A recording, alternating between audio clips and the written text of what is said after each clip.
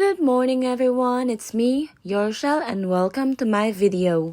For today's video, I'm going to share to you a day in my life vlog when I was in Japan. This video was taken August of 2022. I just want to show it to you because recently I showed you a day in my life here in UK and that was really recently.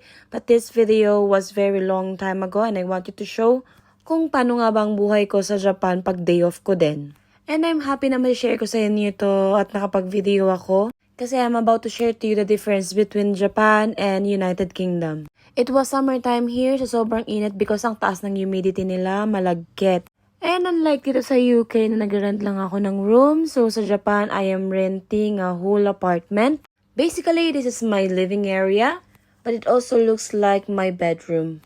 First thing in the morning, wake up, pray, hilamos. This time, gamit ko pa yung Kojic na soap ko sa mukha at wala pa akong tigyawat dyan.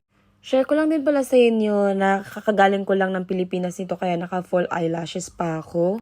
At nakakukuha ko. At parang tanga lang kasi ngayon ko lang naisip na itali yung buhok ko kung kailan ba sana yung mukha ko. So yes, I'm renting a whole apartment all by myself but my employer is paying the half of it. Kala nyo, tinatry ko talaga yung English Carabao ko kasi ang dami nagre-required sa akin na mag-English ako kasi hindi daw nila maintindihan yung language natin. Language ko which is Tagalog. So, pasensya na kayo kung meron akong maling English. I'm trying my best. And again, brush my teeth. Baka makapatay na naman ako sa baho ng hininga ko dahil kakagising ko lang. Ang kinagandahan dito dahil I am the only one who's living in this apartment. I can do whatever I want. I can cook or not. I can clean everything. And I can even tumbling because I have my space. I have a big space for myself. At may share ko lang din sa inyo na sobrang strict dito sa Japan lalo sa trabaho ko. So, kailangan wala kang kuko. Unlike dito sa UK na pwede ka naman may kuko. Pero syempre, bawal din yun. Pero hindi naman sila sobrang strict na pagbabawalan ka.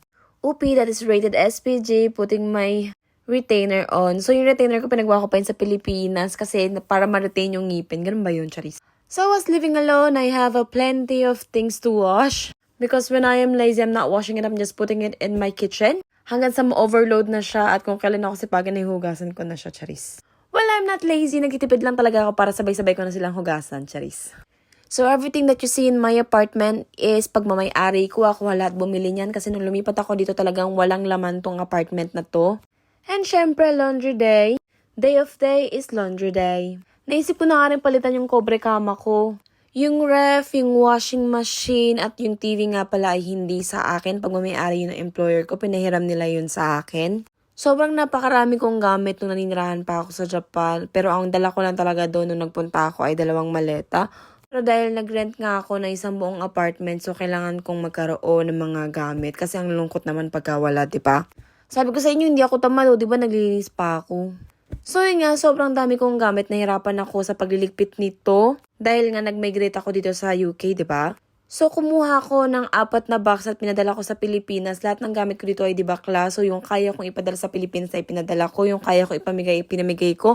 Kasi hindi naman lahat dito ay naibibenta katulad sa Pilipinas. Na kapag ayaw mo na pwede mo na ibenta, dito pinamimigay lang. Ma-share ko nga lang din pala sa inyo na kabibili ko lang ng bike niyan pero lilipat na nga ako dito sa UK kaya pinamigay ko lang at ako pang nagbayad ng 500 yen. And dahil it's nearly lunchtime, I need to cook foods na. And the good thing about the Japanese rice cooker is meron siyang timer. So kapag may pasok ako tapos kailangan ko kumain kinabukasan, ita-timer ko lang siya ngayong gabi and bukas luto na siya. When I was in Japan, there's no lifetime talaga. It's just work, work, and work. I work 6 days in a week and just 1 day off. And hindi yun sapat. Unlike dito sa UK, I work 4 days in a row and I have 3 days off. Sometimes I'm getting overtime and extra shift for extra money. Kasi hindi tayo mayaman, Diyos ko dahil kailangan natin mabuhay. At para mabuhay, kailangan natin paghirapan yun. Hard work pa die hard work. So kakagaling ko nga lang pala dito sa Pilipinas kaya marami akong Pilipinas na pagkain dito. And yes, ganyan ang itsura ko pagka wala akong kilay o di ba mukha akong mabait na babae. Favorite ko nga pala yung chocolate chip na yan. Alam niyo ba kung bakit pinush ko agad na makapunta ng United Kingdom kahit kakabalik ko lang ng Japan galing Pilipinas? It's because I feel sad when I came back sa Japan kasi sa gitna nga ako ng bundok nakatira, day. Kapag pupunta ako ng Tokyo, it's 2 hours train.